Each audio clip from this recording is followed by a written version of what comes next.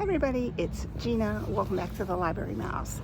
And today is a swimming day, but I do have a July TBR coming up. I've gone to the library. I had an ill-fated attempt at filming my visit to one little free library, but I'm going to share the book that I got. And I did go to Ollie's when I was coming back from the Thousand Islands, and I did get a book, two books actually. One that I've already finished for July, so I can't wait to share those, so stay tuned. That is coming up next.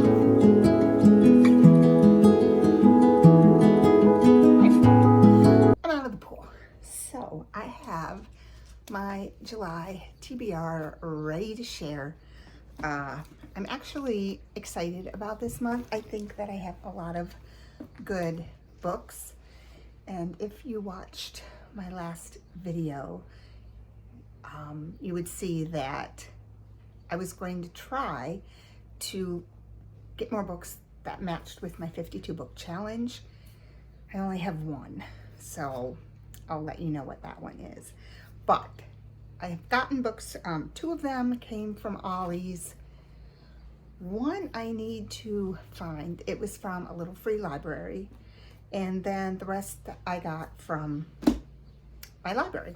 So the one that I have finished, this has stickers on it, but this is called The Bookshop by the Bay, and it's by Pamela Kelly. It was a super cute, light, romantic, mother-daughter, midlife changes, divorce. It was cute. So basically it revolves around four women, two mothers and two 30-year-old daughters. And Jess is a lawyer, and her husband cheats on her with his assistant, secretary, something like that. And so she decides to take off and go to Cape Cod, which is where she grew up, and she lives in Charleston. Coming with her is her 30-year-old daughter, who recently lost her job too. So back on Cape Cod is her best friend from high school, Allison, and her daughter, Julia, who is a jewelry designer.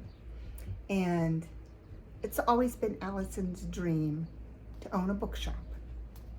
Well, what a coinky-dink, but there is a bookshop, the town bookshop, that's going for sale. And they go in as partners, and really it's about women learning to move on from past relationships, learning to be independent, learning what's important to them. The same with their daughters. They're all learning the same lesson, really, but just in different ways. There is a little romance, but it is not a heavy-handed, Hallmarky kind of romance. It's very light. It's a good summer beach read. Super cute. Pamela Kelly, Bookshop by the Bay. So I did read that.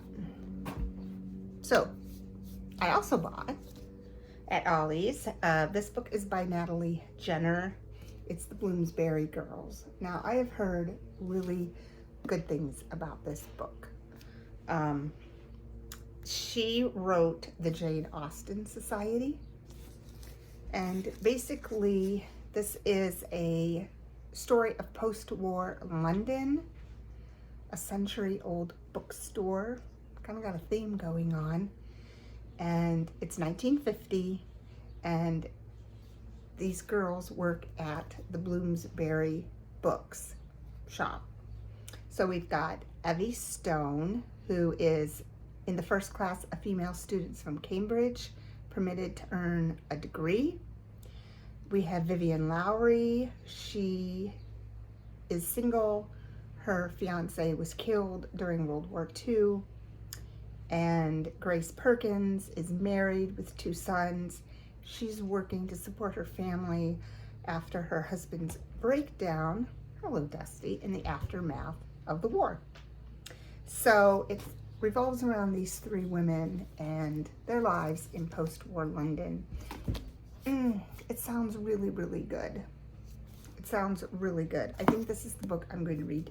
Well, I own this book, so I might not read this next. I think I'm going to move on to my library books. Library books. I have Mrs. Grant and Madame Jewel. So this is a historic fiction book.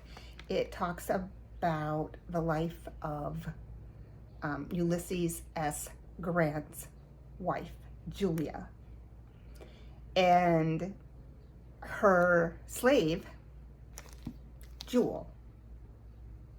And it talks about their relationship.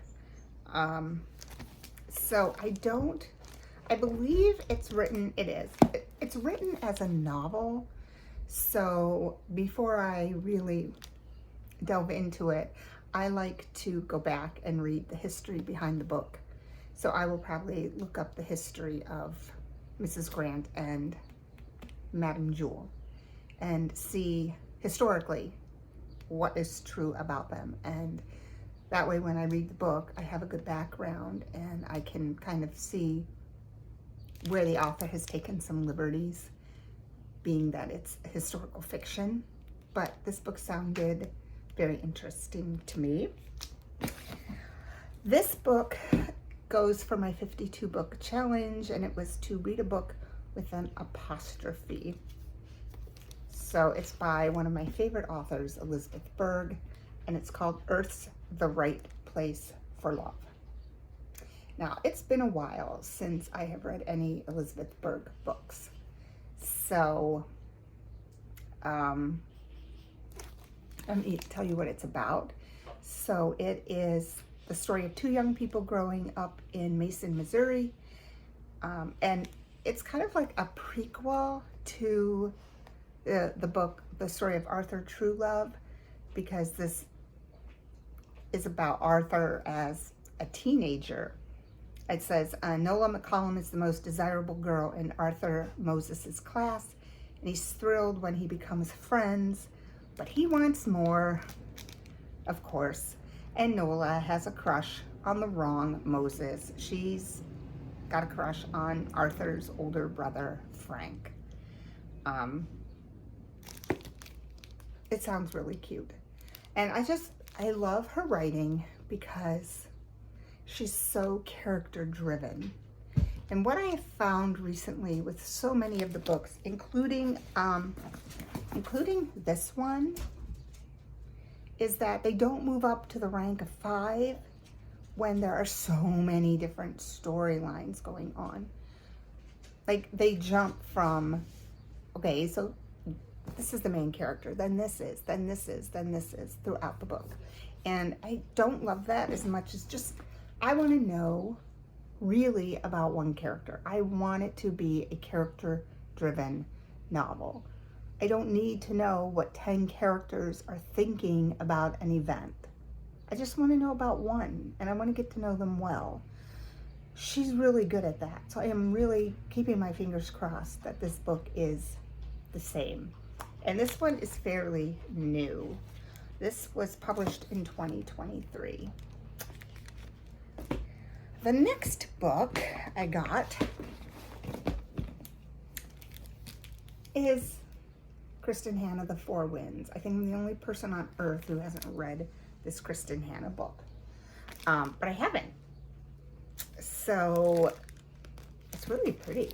It's very sparkly on the inside, if you can tell. But it takes place during the Dust Bowl, and I don't know why, but I think probably after reading The Grapes of Wrath, I had a very keen interest in what life was like living in the Dust Bowl era. And I used to read books about the Dust Bowl, and there was one that I loved. I think it was nonfiction. I think it's called Children of the Dust Bowl. I just found it fascinating, and I'm really looking forward to this book. It takes place in Texas in 1921. The war is over, the land is plentiful, and there's Elsa Wolcott. She's deemed too old to marry in a time when marriage was a woman's only option. She decides, though, to marry a man that she barely knows. And then it looks like it skips to 1934, which is when the drought happens and millions of people are out of work. And obviously Elsa's marriage is very tenuous, and it is a fight to keep her children alive. So she has to make an agonizing choice to either fight for the land she loves or leave it behind and go west to California. I'm sure so many of you have read this book, but I am looking forward to this book a lot. My sister is a huge Kristen Hanna fan. She only reads Kristen Hanna, literally. It's the only author she reads. She buys other books and gives them to me, and yeah. So I'll have to ask her opinion of this book when I'm done. Then we have another Elizabeth Burke book, The Confession Club. I started this as an ebook, and I never finished it. I feel like I really stick to a book more if it's a physical book. So this is about a group of friends in Missouri who decide to start a monthly supper club. And then it becomes a confession club where they get together to share dinners, but also confess to like embarrassing things that they've done or their insecurities. It sounds interesting. And once again, very character driven. So I think it will be a really good book. So those are the books that I have. And I wanted to share a little bit about the adult summer reading challenge that our library is putting on.